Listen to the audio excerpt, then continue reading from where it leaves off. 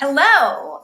Thanks for joining this season of TalkingSense, the sales season. And who better to have a guest this season than David Rudnitsky?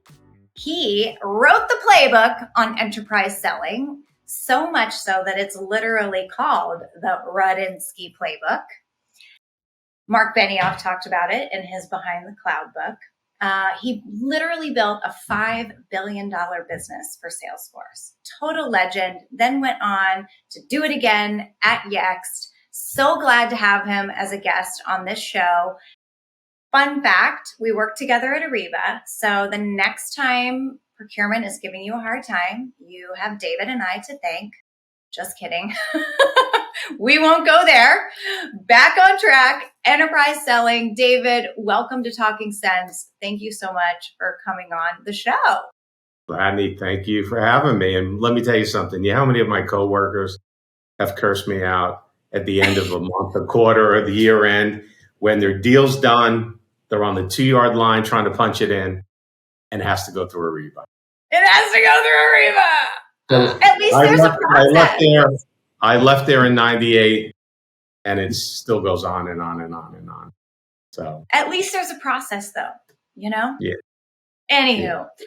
Anywho, well, I'm just really excited to talk about enterprise selling with you. And maybe we just start by like diving in and sharing some of this amazing playbook that you wrote years ago. Well, I appreciate it. And yeah, I went from a pretty magical run from 51 million to 5 billion at Salesforce, but I can't take credit for all 5 billion. I could take credit for a little piece of it, but it was a really magical ride. And a lot of it had to do with us getting ourselves focused and aligned. Marc's a genius at getting a company aligned, and everybody was on message. And regardless of what was happening in the company as we were growing, we were all aligned. But in sales, we started also get ourselves aligned around the playbook. And, to me, when you think about it, it starts to give us a little bit of a system to rely on where we can start to see, what worked, what didn't work. Why'd you win? Why'd you lose?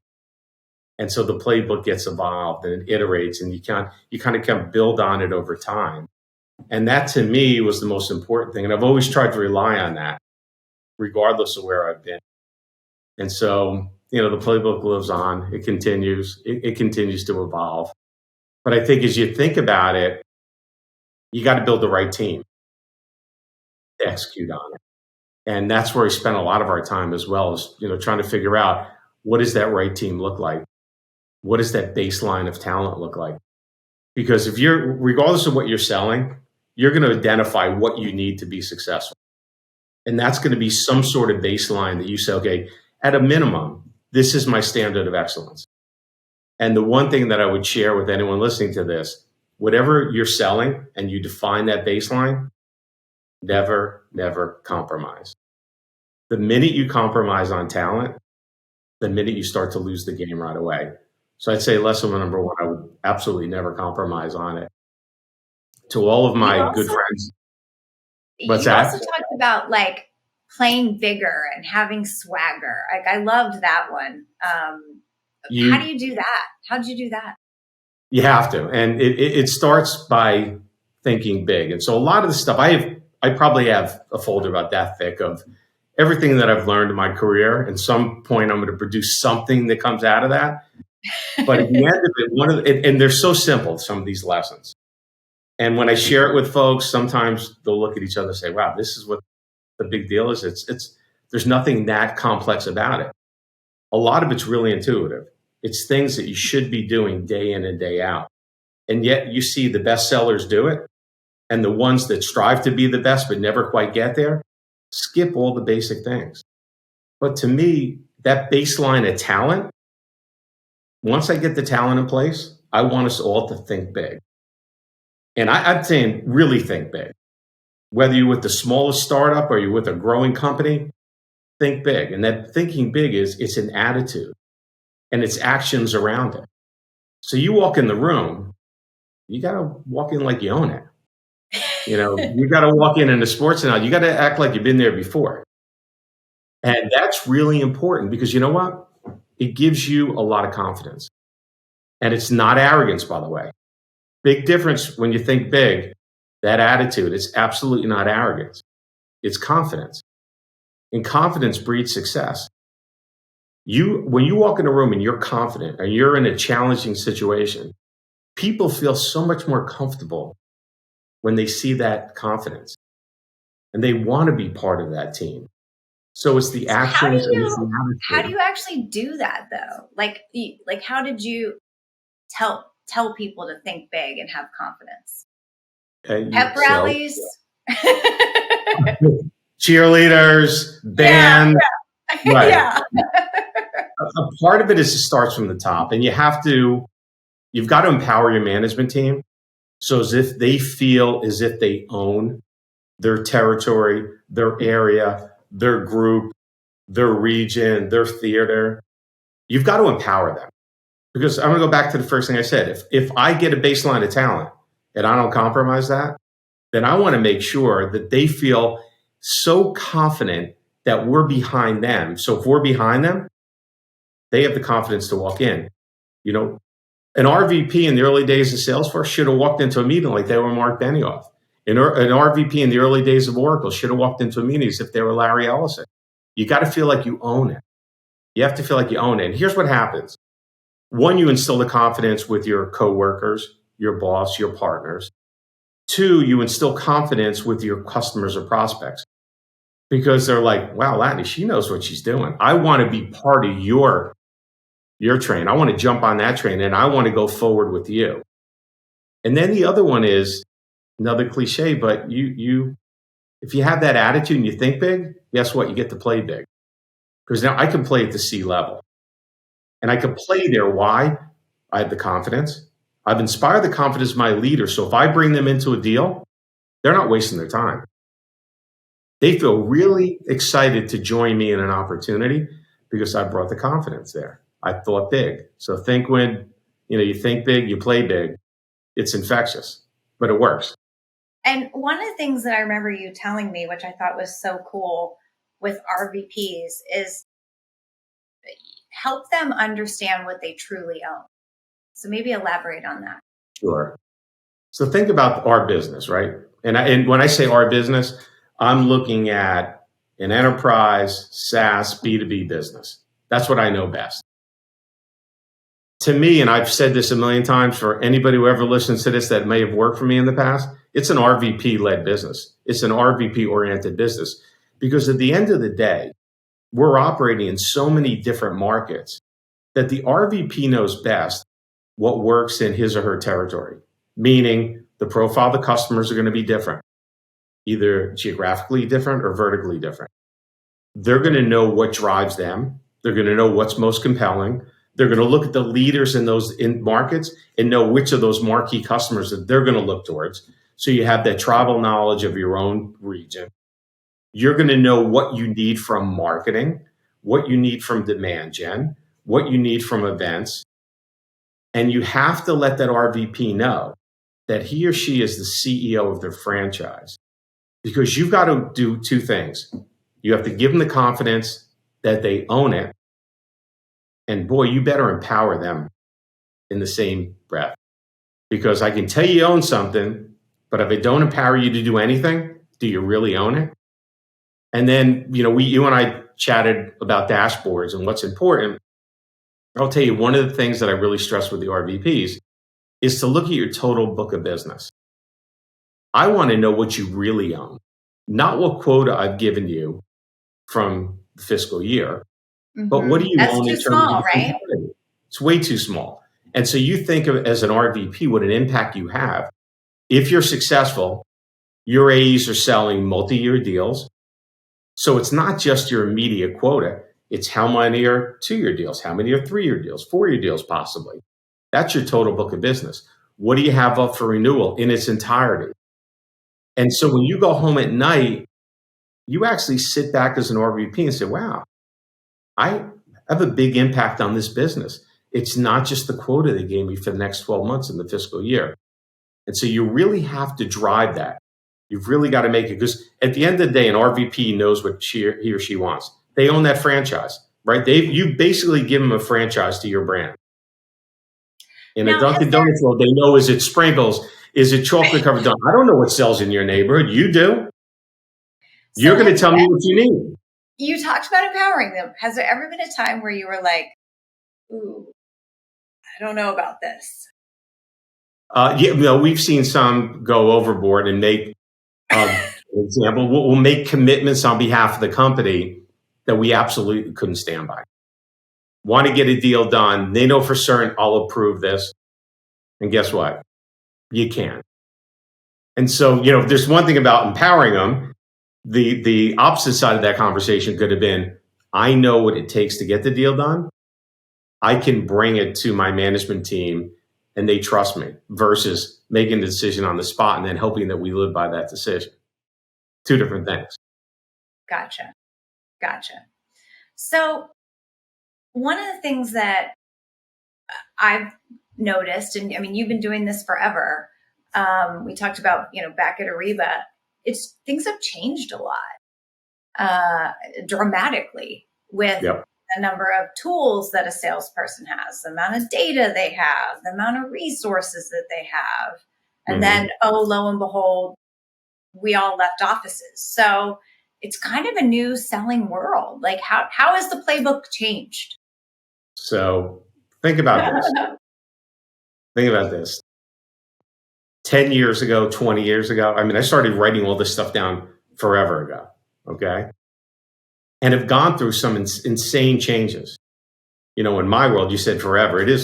Feels almost forever, but it was, the bubble burst, right? Right. And here we are again. Here we are. 9/11 was traumatic. Then you have the Great Recession. Then we have the pandemic. Then we have the crisis going on in the Ukraine. You have the macro environment on the brink of potentially another recession. So things always change. And the one thing I've always, as I put pen to paper, I've always had this idea behind it that a playbook has to evolve. It's got to be adaptable to what's going on. So if you think about a playbook, whatever it is, could be a playbook that you give a professional NFL team, could be a playbook that I give my sales reps. You've got to build it. It's a framework, but it's a framework for a point in time. It's not a sales methodology at all. At all. You could insert a sales methodology to enforce actions, but a playbook is kind of like showing you what greatness looks like. So I've always thought about a playbook in terms of how do you win? So what does that mean? You study it, you document it, you analyze it, and you say, okay, this is what greatness looks like. So my playbook's going to be geared towards what greatness looks like. But my playbook's also going to be geared towards how do I avoid losing? Because at the end of the day, it's not just winning. You got to avoid losing, right? And great salespeople have a short memory. You're not going to win every deal. But boy, don't you want to understand why you lost it? So the playbook itself is just a set of principles. It's a framework that says, okay, what does it take to win? What does it take to avoid losing? I want to make sure that I can repeat it. I want to make sure that I can scale it. I want to make sure that I can adapt it. It's ever evolving. It has to be changing. That's what a great playbook is. Great coaches change the way they play. The game of almost every major sport has evolved. Always changes, right? So you have to make sure that you've got to make sure that you got tactics. So at a point in time, if I build a playbook, at that point in time, there are going to be a set of tactics that surround it to help drive it. And then you got to make sure that people embrace it. And that starts with new hires see it at boot camp and new hire training. Everyone embraces it. And I think, Latané, one of the most important things, it's when I say everybody, what we do is a team sport. That means my marketing team embraces it. That means my customer success team. That means my sales engineers. That means my consultants. That means my alliances. All of us embrace it because then we understand the framework we're involved in. So let's get back to your immediate question. Has it changed? With all the nonsense going on in the world, it's got to change. Layer on top of that a couple things that I think about now. And I'm in the midst of advising a bunch of companies right now. And so what are we challenged with? A hybrid workplace, right? It went from one extreme to the other, where companies have no idea what to do. right? None. Right. Customers have absolutely no idea how to respond. To now, it seems like the world's much more comfortable in a hybrid marketplace. So how do we evolve a playbook around that to be successful? That's really important. What do we do about a major initiative in our world, this product-led growth, where I'm still marching towards an enterprise deal, but maybe I'm selling you the appetizer or the snack, not necessarily the whole dinner and dessert. The But snack. I've got to, right? But I have to Mhm. build a playbook around that because I have to understand that a lot of your initial interaction might be because it's easy to evaluate and to test and maybe license my product. And then I have to figure out how do I upsell you to an enterprise deal. So that's a challenge in its way. I think another one that we all are faced with is it's easier than ever to start a software company. It's easier than ever. And it is, really incumbent upon us as professional sellers to figure out, as all this technology is out there, like how do we differentiate ourselves? Because there's so much stuff out there. It's And I harder. think, They have to really know a lot more about your own product, but also every other product and alternative. everything. Well, here's the other side of the coin. So it's easy to start a company now. It's also easier for a buyer to evaluate solutions, to make comparisons, to do their due diligence. So the wealth of information on the buyer side is so much more in abundance. It's so much easier for them to evaluate. Now, you've got to get past PowerPoint parity. You've got to get past just marketing. And marketing we love, but you got to get past marketing information, right? Yes. Yeah, you have to figure out past that PowerPoint parity, like what's real and what's not. And I will tell you, have met with tons of startups. And how do you do that if your competitive set doesn't have a lot of scruples? It's real easy. Here's what you rely on. You rely on that thinking big in terms of, I want to show you the virtues of my company. You rely on an insane passion for your salespeople and your sales engineers and your marketing team and your customer for life team, for them to be able to show them what a journey looks like and why we're going to make you successful. You rely on their due diligence and you rely on customer references. Because at the end of the day, if I'm in a competitive situation with you and I know I'm with the leader, I know I'm with a product that can stand behind everything we say, I'm going to ask you to ask our competition for your 5 to 10 best references. Ask me for the same.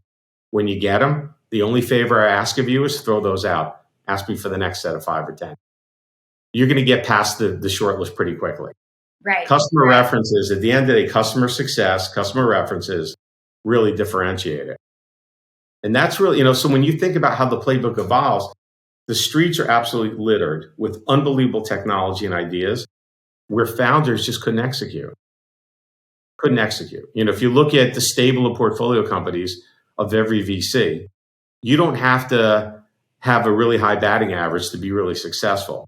But it's amazing the number of companies that sort of go by the wayside or get absorbed by other companies and brought in.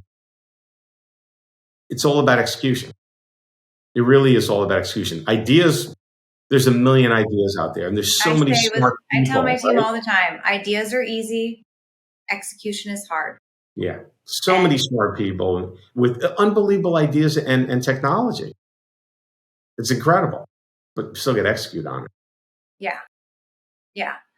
So I want to double click into part of the playbook in enterprise is people buy from people and getting face to face.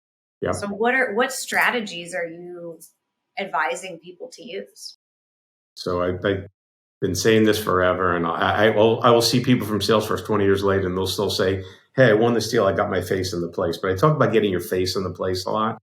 Yeah, your face in the place. Yeah. Right. The thing is, you gotta, you literally have to walk the halls of your customer. Today it's a little different. I will tell you, the best sellers have figured out a way in this hybrid world to walk the halls in person where they can, but to also walk the halls virtually. You want them talking about you. At the end of the day, you still have to network as best you can. And in a virtual world, you still can, virtually walk those halls and build those relationships. One of the greatest compliments you could ever get from a customer is, them telling you, that you know their business better than they know it themselves. Right. Or you're introducing them to people internally they didn't know. Oh, I love that. Yeah. I mean, think about great meetings that you've probably been part of where they're introducing themselves at the meeting. Why are they there? Because they want to talk to us. Yeah. And they both want to build a relationship with us. But it's got to be a conscious effort. And, a lot of that is built around the fact that it's super easy to network. It's really easy to connect the dots. You should never cold call. You should absolutely never have a real cold call. There's so much information I can find out about you and to find out about your company. I agree. There's my book, No Cold Calls. There you go. I agree. You can purchase it wherever books are sold. So yeah, but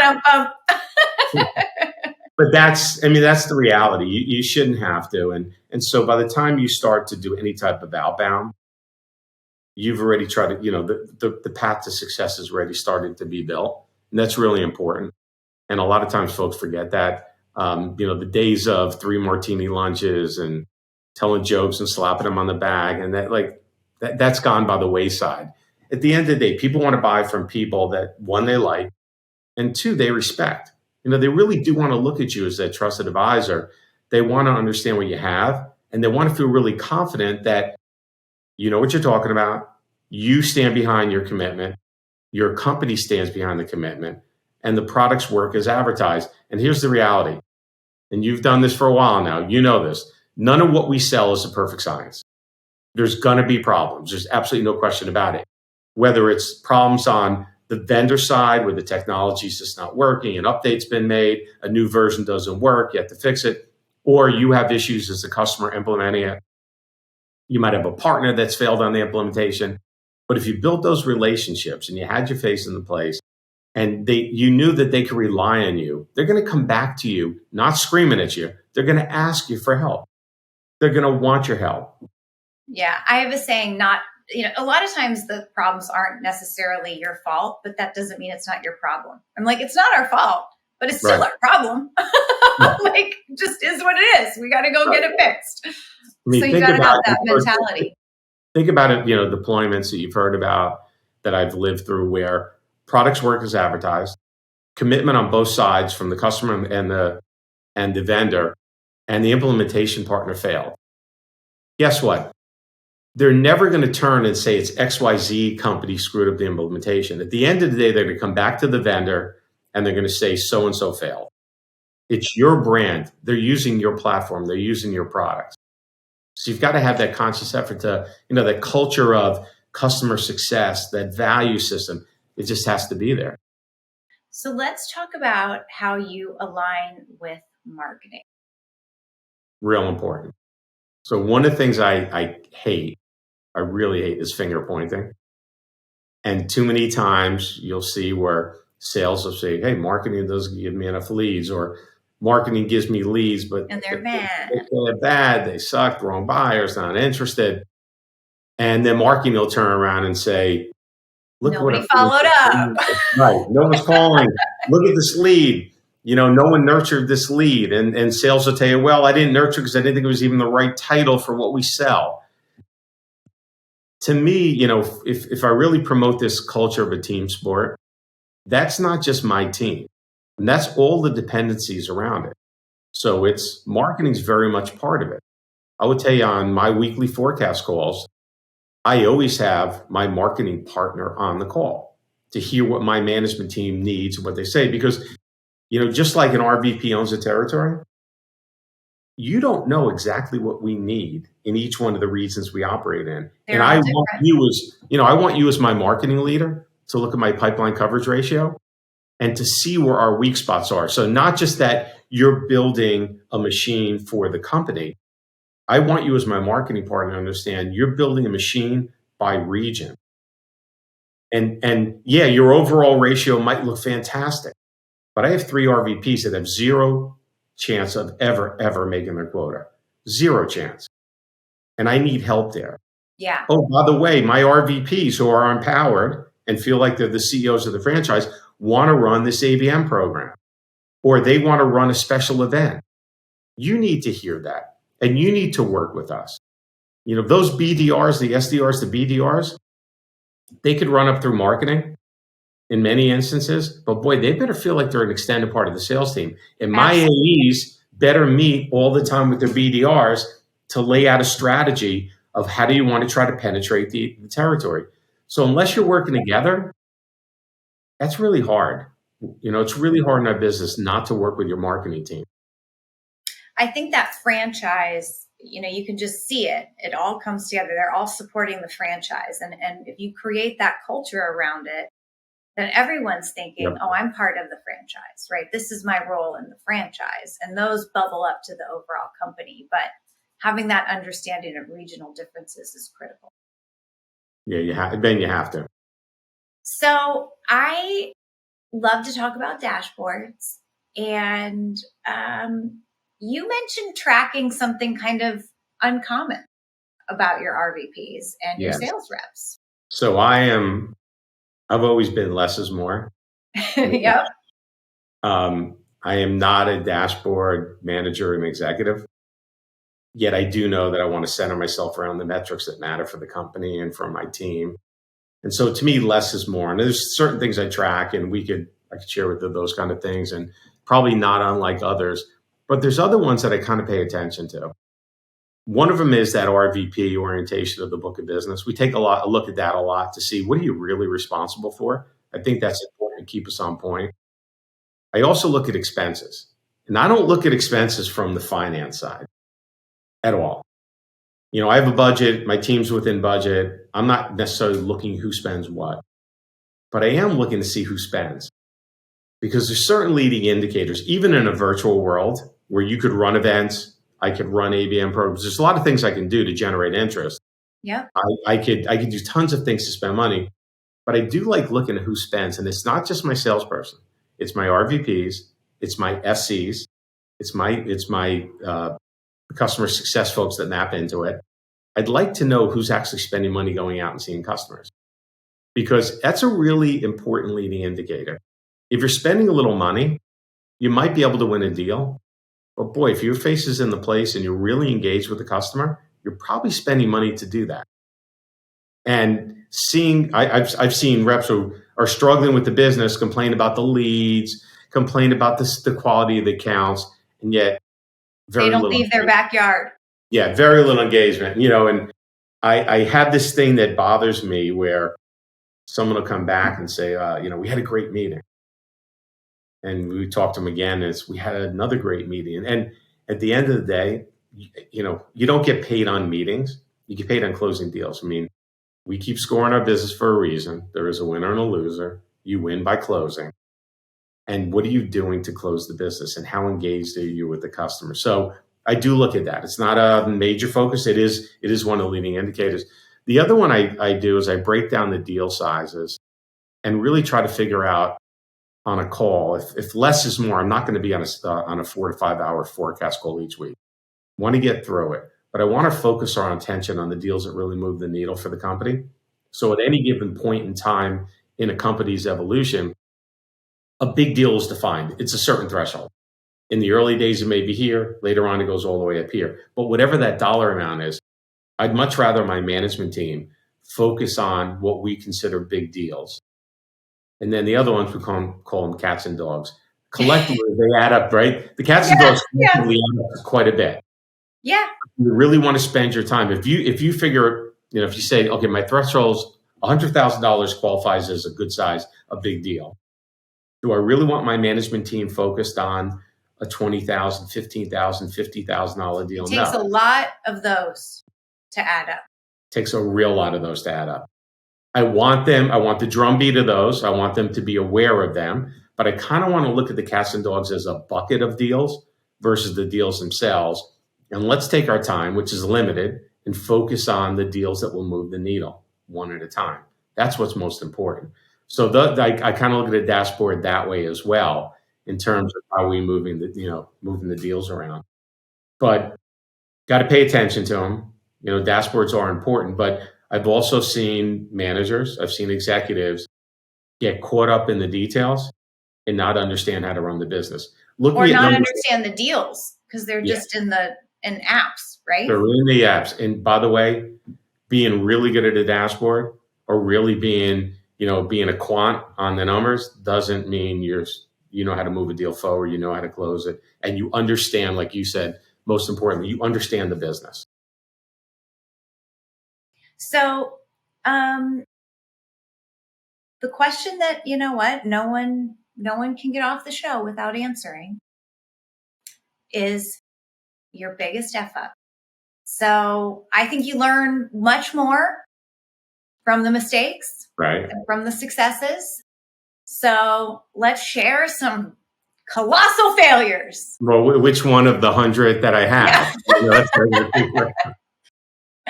Listen, let me tell you about yesterday. Right, not all roses and champagne. Like there have been screw ups. I think there's been two that I think about. One that I thought about in preparation for this call when we talked about like what makes a great team and what do you do to build a team. I have certain instincts that I rely on. One of them is I want to be able to back channel you. I want to be able to have somebody tell me that you're a really hard worker, that I can trust you, that you do as you say, and you're really in it for the right reasons. And we had a really important hire early on at one of my companies. This person, I give him 1 out of 10. I give him about a 15 in terms of selling himself. And I give him about a 2 of executing once he got to the company. And it's one of the few people that I hired in a pretty important position where I could not back channel. No one that worked for me could back channel this person. The references were okay. He did a great job selling himself. And I went against my instinct. I went against some of the principles. And, I regret it because I've never done that again. I've always challenged myself to make sure you never compromise. And then one I did personally, which was I haven't had that many jobs in all the years I'm out there, but one of them had a short stint at. And it's something I teach my kids who are out there now, both coincidentally at startups. There's no easy money in what we do. So if you make a decision, you want to be part of a tech startup, there's no easy money. It goes back to that work hard thing. I hate when people say they work smart. It's you're going to work hard. You got to grind, right? And the grinders are the ones that end up succeeding in the long run. And I thought there was easy money, and there seemed to be a lot of reasons why this seemed to be such a compelling story. But I didn't do the things that I normally do. I didn't put it to the litmus test of, was it well capitalized? Did it have the right management team? Did the product match the vision? Did the ability to execute on the vision, was it there? Was there the ability to build on the vision? Was it there? There were too many other things that looked too, the shiny ball was way too shiny. Yeah. Right? I went for it. Then you go to catch that shiny ball. You're like, holy shit, this thing's too slippery. Like it's hard to catch. And it really wasn't what it was made out to be. And that was my own fault. And that's where I would say that's mine personally, where I needed to do more due diligence and I needed to separate emotion from reality. And I got caught up in the emotions of it. And we built a great team and, it just didn't work. And everything, it worked out great because it followed up with some other great opportunities for me. But that's where it was. So for someone looking today, mm-hmm. What do you look for? In an opportunity. Yeah. There's no perfect company, but I look at something and I personally want to see a little buzz behind it. They could have a handful of customers, but I want a little bit of a buzz. I want to be able to do a search and it just pops up right away. It's like, wow, people are talking about this company. So I want to have a little bit of a buzz. I personally need it to be something that could be an enterprise play. I look to sell big ticket items, scalable items, platform, something that I know at a point in time you can create a big enterprise play, not just a small product sale. I want to make sure that it's solving a real business problem. It's not just that shiny ball that seems really cool and yet great UI. Right. Is it really solving an incredible problem, a real important business problem? And oh, by the way, can I assign value and ROI to it where it's a really tangible return for what they're delivering? That's super important, right? You have to have that, especially in today's world, but I think you always have to have that. Do you call customers? What's that? Do you call customers? Super important. You have to call customers. You have to call customers. And by the way, you should call customers and you should call partners of theirs. I want to know what the world's saying about them. Okay. And I think when you combine all of that, and it's got to be well capitalized. I don't want them on a shoestring budget. I want to make sure they have the right set of investors. I also want to talk to their investors. There's a VC behind it. I want to talk to them. Why did they make the decision to invest in the company? If you're coming in as an AE, you might not have access at a point in time to their board. You might not have access to their investors. You can research it, though. You can research it. You want to make sure that they have real customers. You can ask to talk to a customer. And you also want to talk to people in the company. I don't want to just talk to the people that are in my direct line, whether they're reporting to me or I'm reporting to them. I want to talk to a bunch of people. Got to get out of the echo chamber, right? I want to talk to you in marketing. I want to talk to someone in customer support. I want to talk to success group. I want to talk to my SC folks. I want to know what people are saying about the company. So it's not just they have a cool product, right? What I said up front, like the streets are littered with really good ideas. Mm-hmm. Right? Can they execute? And I think that, to me, that's really important. And I have to have confidence in that management team. You should not only talk to your boss, but depending on what stage of the life cycle they're in terms of maturity as a company, you want to talk to as many senior execs in that company as possible. Are they all on the same page? This is a big risk. This is a risk for us. Huge risk. It's a huge risk. And you want to hire, if I'm going to a company, I want to make sure that they're doing as much due diligence on me and they're looking to hire me because I get it and I want it. And I'm not running from something. I'm running for them because it's that compelling. I always test for that in an interview. Are they just running from something or do they really want to work here? I think that's a good, it goes on both sides. Well, I can't even believe how fast this has gone. We've covered a lot of ground. We covered the playbook and the evolving nature of a playbook, and that a playbook is almost like a set of values that everybody on the team, not just your direct line team follows, the extended team buys into. We talked about confidence and how to instill that little swagger or big swagger, right? Especially in that RVP front line. What else? We talked about getting your face in the place. We talked about evaluating opportunities. We talked about there's no escaping the grind. I mean, lots of ground covered. Loved having you on Talking Sense. Really appreciate it. I know our listeners are going to get a ton of value out of everything that you said. Thanks for sharing your expertise. I really appreciate you inviting me, and I had a nice time. It was a lot of fun.